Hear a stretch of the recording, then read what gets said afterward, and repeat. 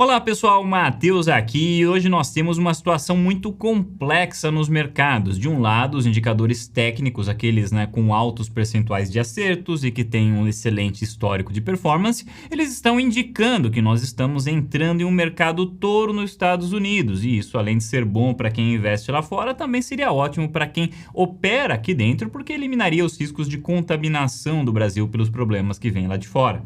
E se nós olharmos unicamente pelo ponto de vista aí do sentimento, da narrativa predominante hoje e desses indicadores técnicos, é justamente isso que eles estão dizendo. Aqui, por exemplo, nós temos o Copox Signal, que talvez você nunca tenha ouvido falar, mas que é um indicador de longo prazo, com sinais muito raros e que tem um excelente track record. Veja aqui no passado, quando nós tivemos estas linhas tracejadas em verde, veja que esses foram sinais de compra e quando houve as linhas tracejadas em vermelho foram os sinais de venda. E veja justamente que o track record deste sinal é muito bom. Ele basicamente pegou aí todos os movimentos de alta do mercado. E isso ao longo dos últimos 30 anos, o que é bastante impressionante. Mas claro, esses indicadores eles não são perfeitos. Eles analisam o momentum ou digamos a velocidade da evolução dos preços e às vezes eles produzem sinais equivocados, como foi o caso de 2022, que eu estou traçando aqui,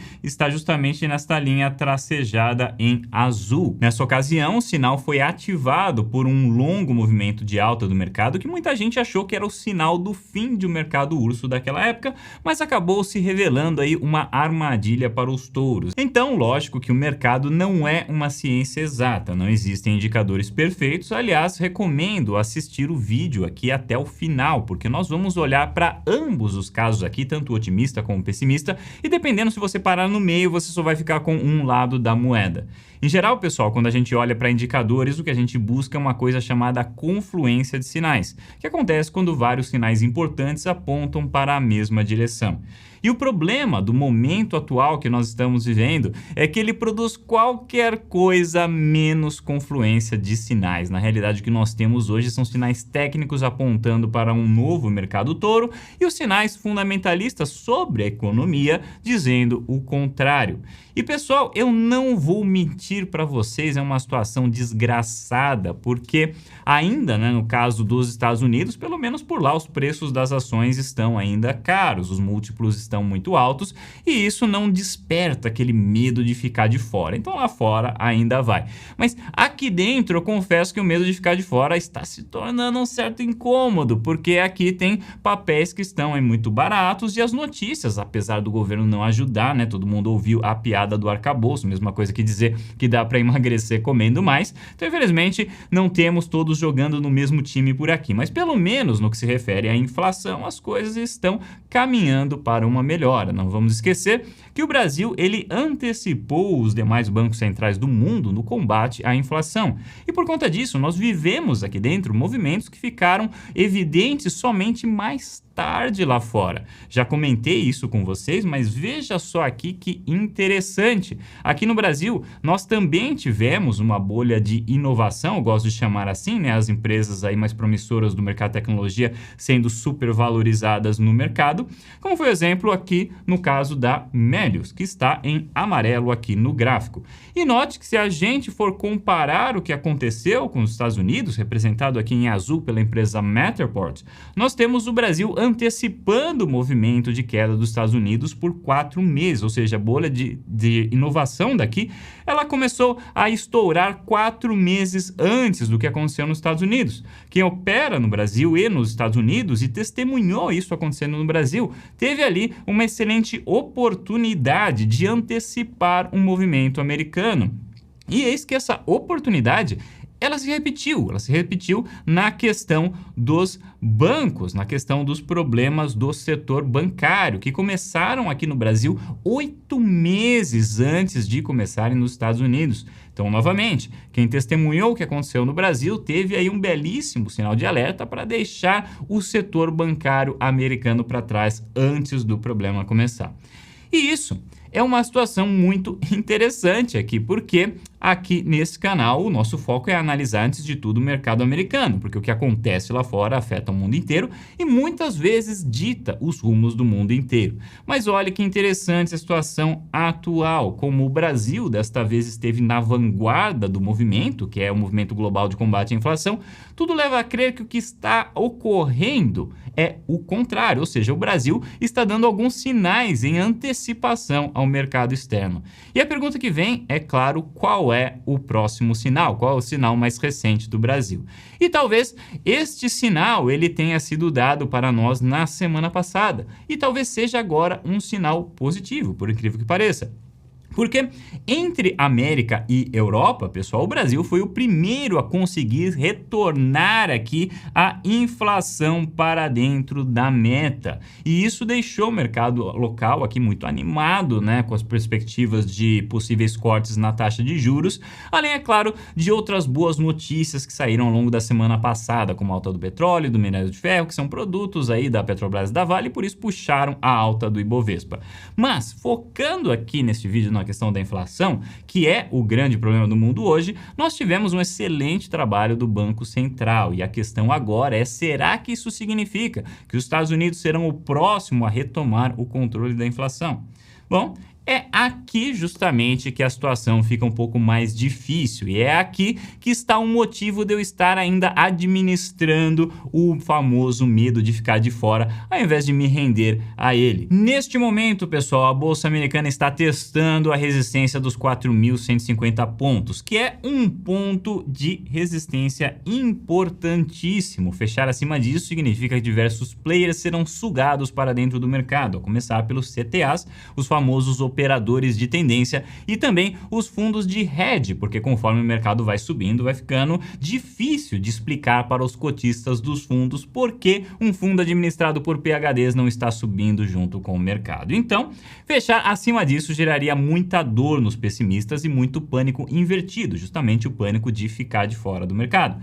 Basicamente, o mercado de lá ele ainda está trabalhando ancorado na premissa de que a inflação será resolvida e que por conta disso o Fed cortaria os juros neste ano, apesar das suas diversas declarações no contrário. E se a gente for olhar para a inflação americana, nós veremos que os números que saíram na semana passada estão dando continuidade à trajetória de queda da inflação. A porção núcleo do índice veio aí mais resiliente, ainda há um belo caminho a ser percorrido, mas também nós podemos dizer que uma boa parte do caminho já foi percorrido e que a trajetória começa a dar sinais de sustentabilidade.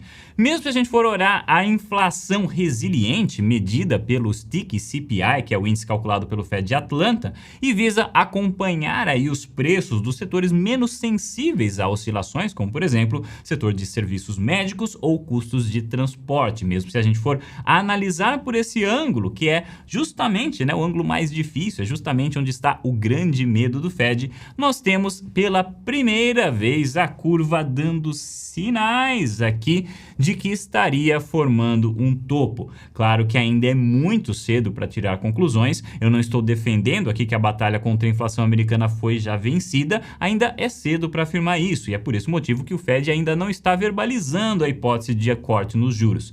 Mas existem sinais apontando nesse sentido, e talvez o Brasil seja um deles. Ou talvez, quem sabe, se o Brasil apresentar uma surpresa ruim de inflação nos próximos meses, com o IPCA surpreendendo para cima, talvez isso também funcione como um belíssimo indicador de que a tese da segunda onda inflacionária estaria correta. Independente do que acontecer, né, vamos aguardar, a questão da inflação ainda não nos permite tirar conclusões, mas talvez ela nos permita fazer isso dentro de 30 ou 60 dias.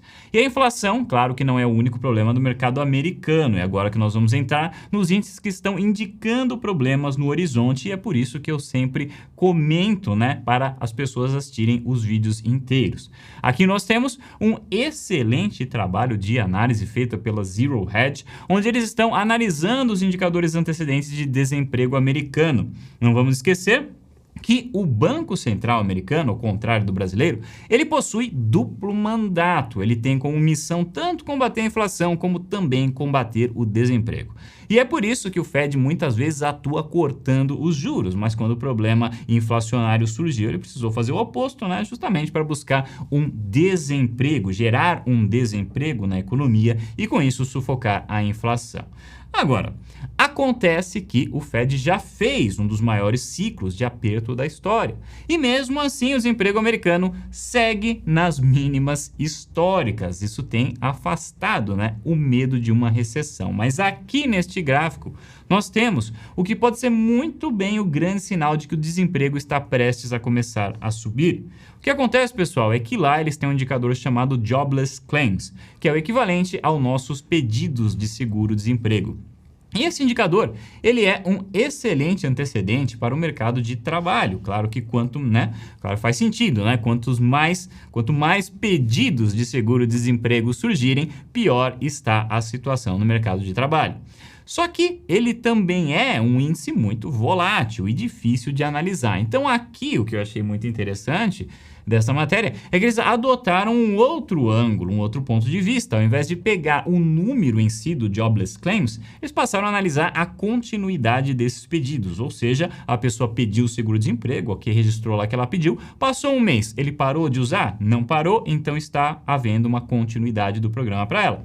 E o que essa visão nos traz é um indicador muito interessante sobre as recessões. Basicamente, o percentual de continuidade dos pedidos de seguro-desemprego, eles nunca chegaram ao nível onde está agora, sem que depois isto significasse um grande salto para cima, com um grande aumento dos problemas. E olha que nós nem chegamos na parte realmente interessante de tudo isso ainda, porque ok, o seguro-desemprego antecipa movimentos do mercado de trabalho, mas o que anteciparia o seguro-desemprego?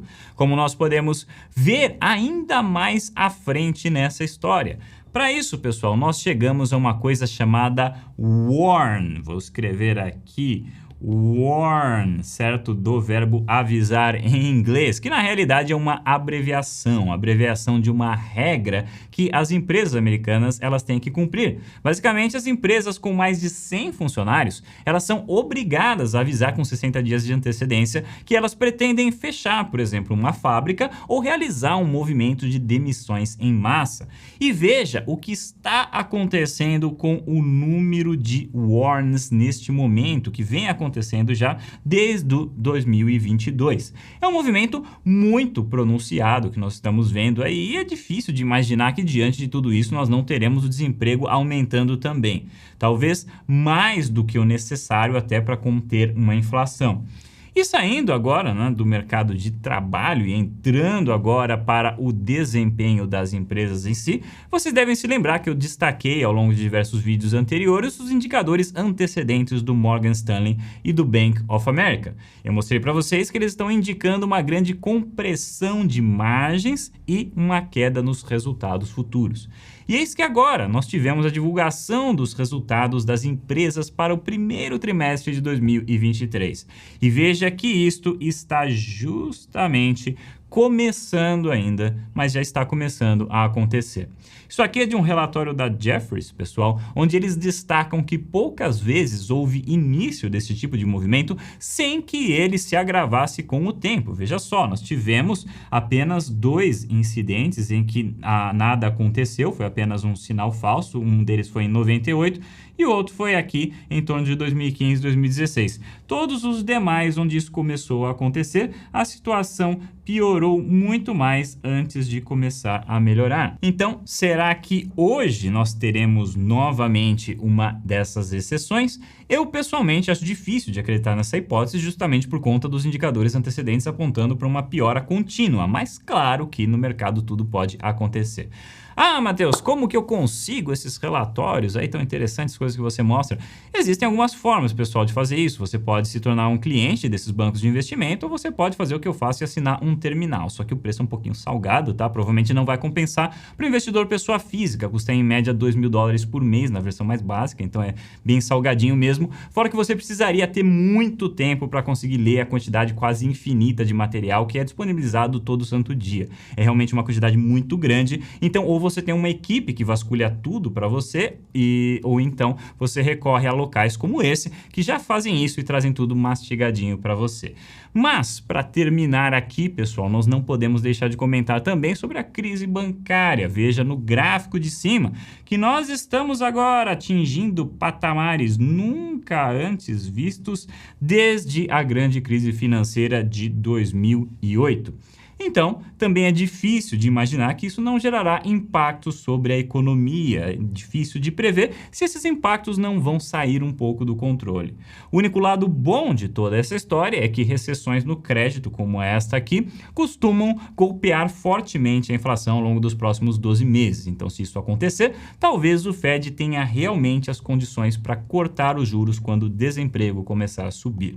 Não vamos esquecer, pessoal, que o Fed tem um duplo mandato. Ele também tem como objetivo combater o desemprego. Então, em um cenário onde a inflação se mostrar realmente decrescente, enquanto o emprego cresce, aumentam, obviamente, as chances do Fed reverter sua direção. Essa é a aposta dos mercados hoje. Eles estão apostando nos cortes e é por isso que os preços das bolsas subiram tanto neste início de ano. Basicamente, está todo mundo vendo esses problemas da economia. Não pensem que as pessoas não veem, né? Os grandes players sabem exatamente disso, sabem muito bem. Só que ter o Fed como aliado muda tudo e os mercados estão tentando se antecipar ao movimento do Fed. Independente do que vier a acontecer, uma coisa é fato: o caminho para cortes de juros aqui no Brasil se tornará muito mais plausível na medida que os rumos do Fed em parar de subir os juros e até, de repente, em cortá-los mais para frente começarem a ficar claros. É por isso que eu prefiro o risco de não ganhar na hipótese do pouso suave do que o risco de perder apostando na alta em um momento de pouso forçado. Se o Jerome Powell, o presidente do Fed, conseguir de fato o seu tão desejado pouso forçado, ou melhor, pouso suave, né? O que o Jerome Powell quer é um pouso suave. Então, se ele conseguir o seu pouso suave, eu garanto, ele entrará para a história como um dos maiores presidentes que o Fed já teve, porque isso seria realmente um feito muito improvável e, por isso, muito incrível se acontecer.